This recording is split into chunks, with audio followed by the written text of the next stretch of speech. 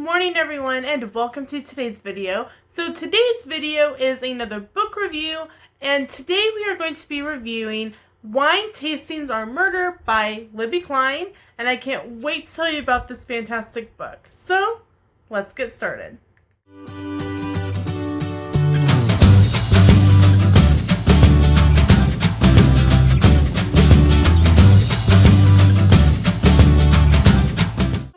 Out with a disclaimer that I have been provided this book free of charge by the publisher Kensington Publishing for the sole purpose of reading and reviewing this book for netgallery.com, along with my YouTube channel as well as my blog, which you will find in the link in the description and in the about section of this channel.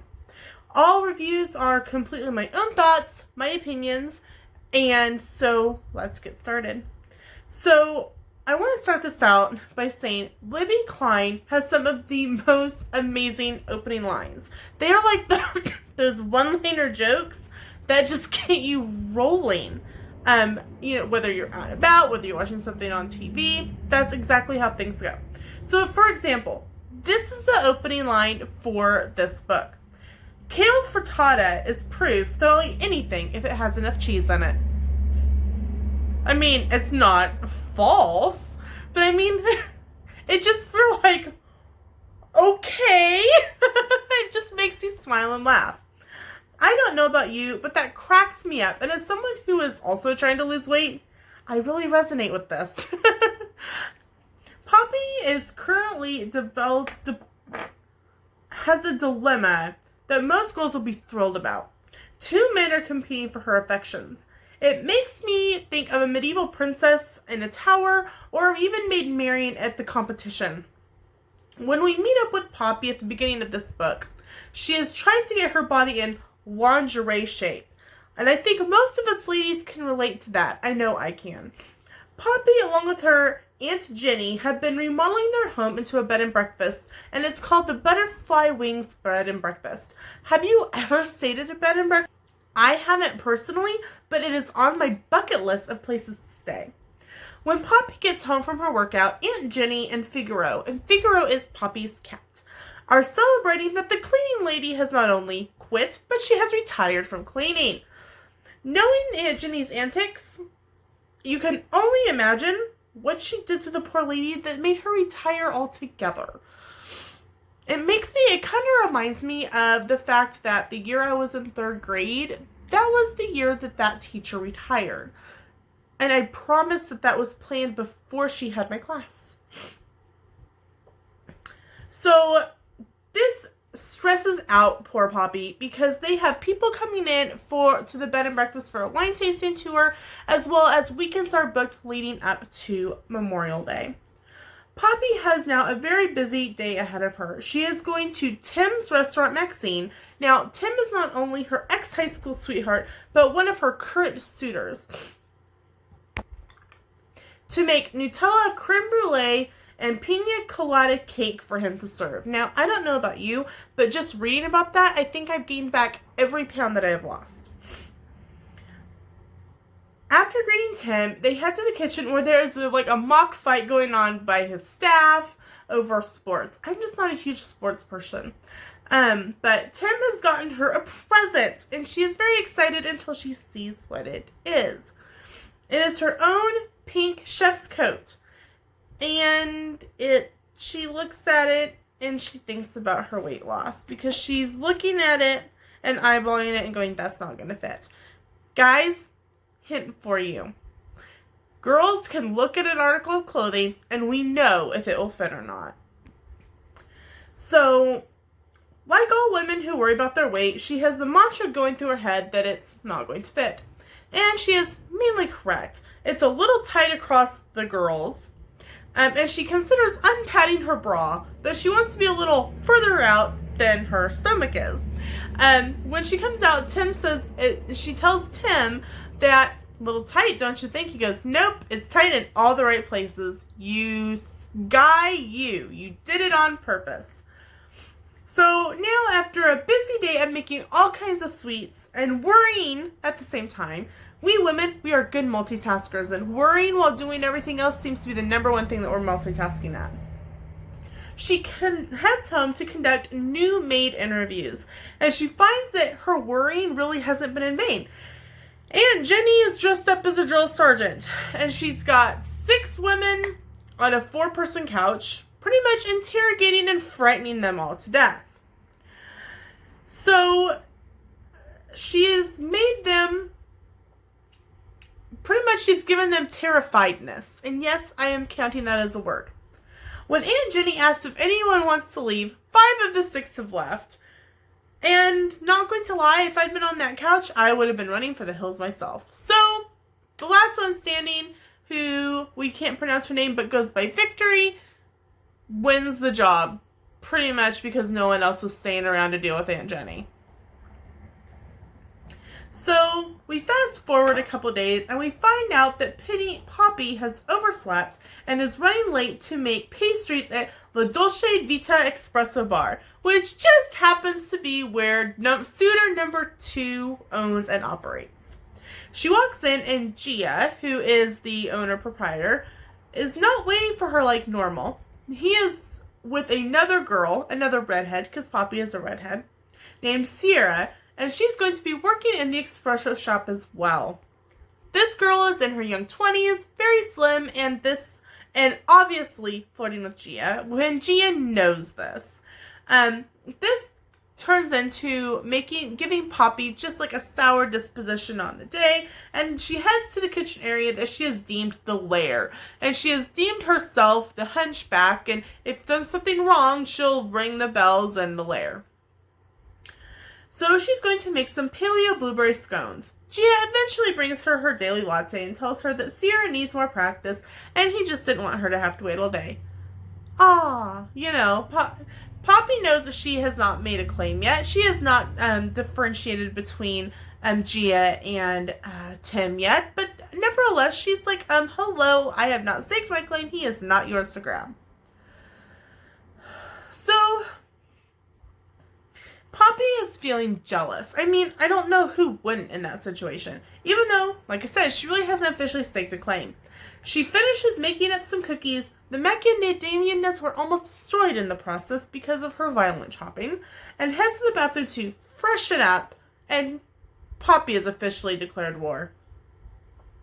So, a little while later, Poppy now has to play Lady of the Manor for her bed and breakfast for newlywed couples, so she rushes home, cleans up, and Poppy, Aunt Jenny, and of course Figaro, are lined up in the entryway waiting to invite them in.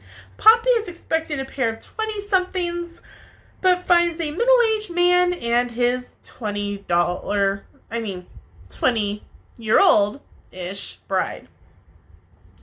Well, the problems seem to have already been abounded for Poppy, but they still just are piling up for poor Poppy. Aunt Jenny has now made a change to the website that she didn't know about that states they're pet friendly. So the newlyweds have brought along their Pomeranian, which is named Tammy Faye, and the last name of the couple is Baker. So the Pomeranian's name is Tammy Faye Baker. In the comments, let me know if you actually know who Tammy Faye Baker is. Okay. So in the midst of this, and Figaro is not happy that there is a dog in his domain, Poppy is now officially at her wit's end, and she has just offered to show the new couple to their room, and Aunt Jenny has gotten an Alexa. In the midst of all this, Aunt Jenny has an Alexa, which is going off at random times, and she talks, you talk to your Alexa, you ask it questions, it answers your questions. So Aunt Jenny has set off her Alexa, and asked her what a gold digger is. And you can hear Alexas are loud if you turn up the volume. You can hear it all over. So it's spouting out what a gold digger is. And Poppy is trying to rush these people out of their room. And I'm just sitting here going, the poor woman needs a drink. Because I know I would in going through all this. So it's just a little bit later. The newlyweds are in their room. And they think they get a break for a second. And 2 more people show up. And it ends up that it's Vance's daughter and son-in-law. Now, can you say awkward? I mean, are they literally they're following her dad onto his second honeymoon. So while she's trying to figure out how to handle this newest crisis, Sunny, who is the bride, arrives in the room and is trying to figure out what is going on. Vince has arrived in the room and asks why they're there. Ryan's supposed to be at BakerCom, which is Vance's business, working, and he's like, heads are gonna roll if the things I've given you to do aren't done. And Ryan keeps trying to tell him, oh, this was all Sunny's idea to have a family vacation. Hashtag weird family vacation, hashtag awkward. At this point in the book, we don't know how old his daughter is, nor how old, and his daughter's name is Alice, or Sunny, his bride, is, but we learn a little bit later in the book that Alice is actually only a year older than Sunny. So, yeah, hashtag awkward family vacation. So, it's finally time for the wine tasting portion of the day. I'm sure at this point, Poppy is going, hair. So, I'm sure that Poppy is wondering if she is even in the same day with everything that has been going on. Poppy's friend Kim, who works at the Laughing Gull Winery, has finally arrived.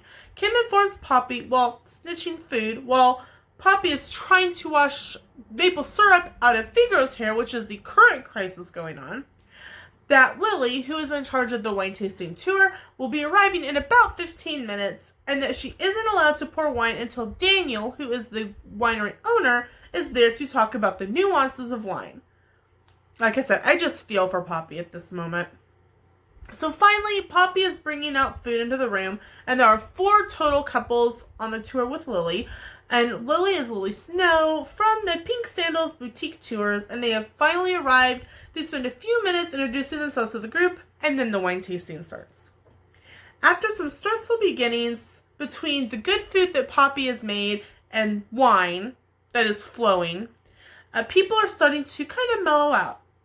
Is it okay that I'm thankful for this on behalf of a book character? Because I'm like, oh, finally some wine.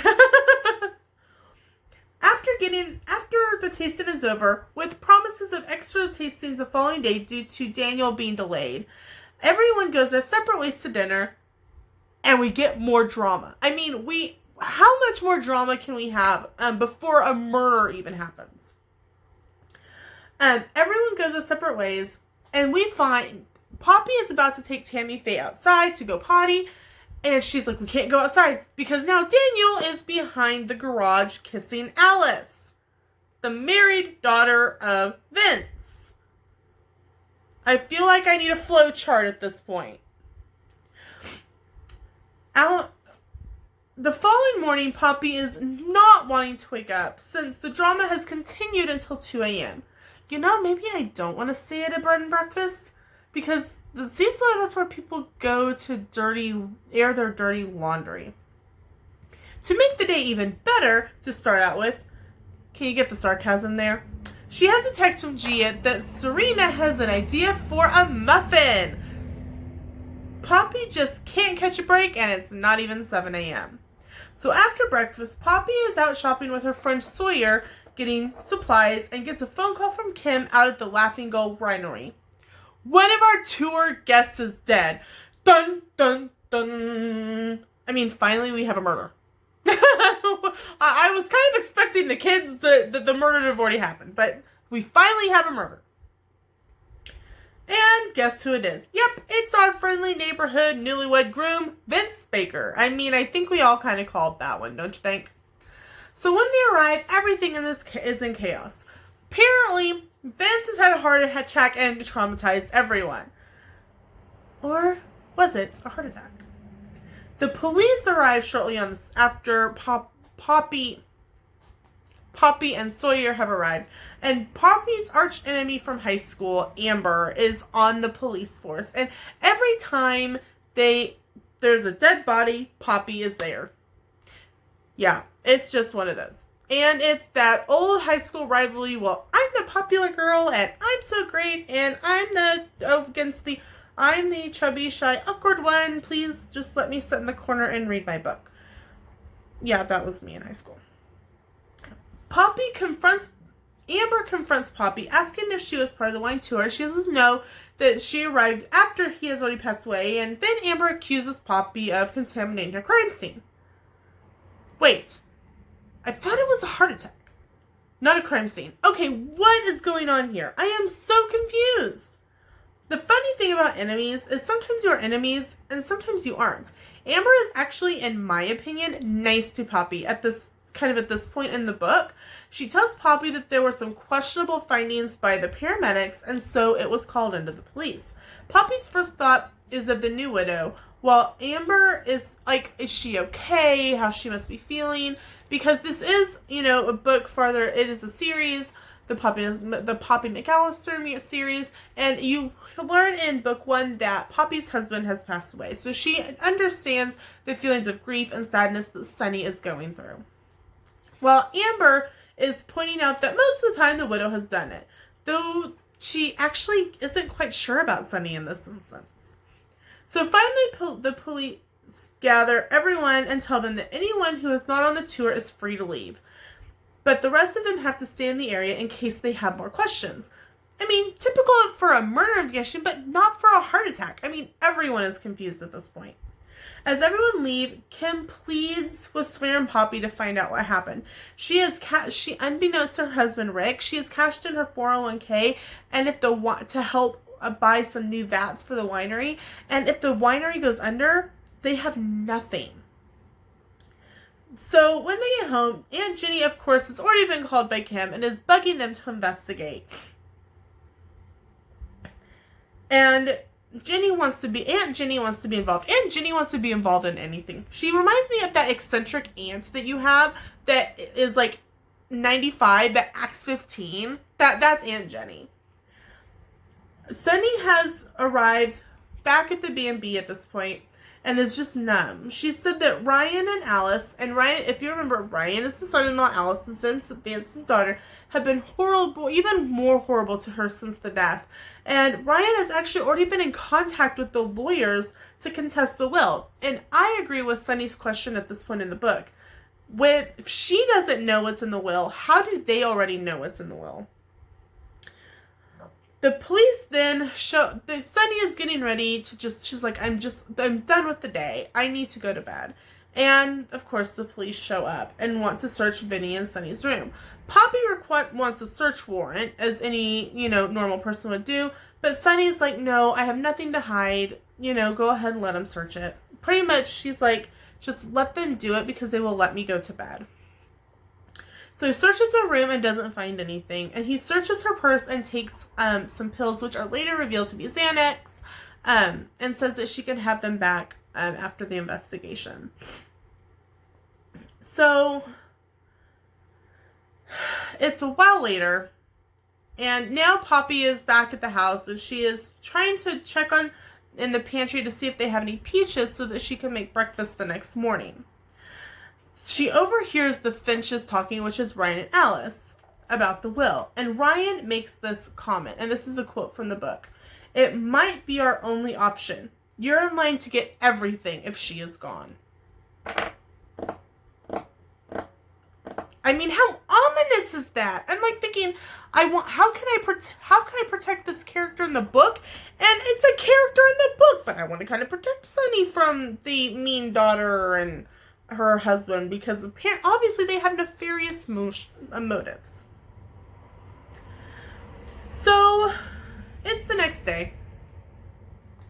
Officer Amber has shown up with more questions for Sunny. After questioning her, and in the process, Aunt Jenny, when Poppy was in high school and lived with Aunt Jenny, she installed a listening device in the library, which is where all of Poppy's male suitors had to come, and so she could listen to the conversation. So Aunt Jenny turns on the listening device and then turns it on in the kitchen so that they can hear. And Officer Amber knows that this has happened. And when she is done questioning Sunny, Amber goes, McAllister, get in here. She knows that they've been listening the whole time. So Poppy pushes one and says, be right there. What else can you do? And And when Poppy gets in there, Amber is once again confiding to her about the case. And I think at this point she knows that Poppy is going to be investigating no matter what she tells her. And she pretty much is stumped on this herself. And she tells Poppy straight up, people talk to you. When they see a badge come out, they clam up. But little old ladies like to gossip, and they hear the gossip. But you just have to promise to tell me anything that you overhear. So, it's not like Poppy was one of the popular kids that she, I'm still trying to figure out Officer Amber's motive about this. Guess we'll have to figure it out as we continue the book. So really, who is the murderer? Is it the young widow? Is it the son-in-law? Is it the angry daughter? Or is it someone that out of right field or left field that you just never would have expected? To find out, you're going to need to buy Wine Tastings Are Murder, out by Libby Klein from Kensington Publishing, and it's out today. So don't forget to buy it, read it, and let me know what you think. Thanks again to netgallery.com, Kensington Publishing, and Libby Klein for giving me the opportunity to advance read this book, and we will see you in the next video. Bye, everyone!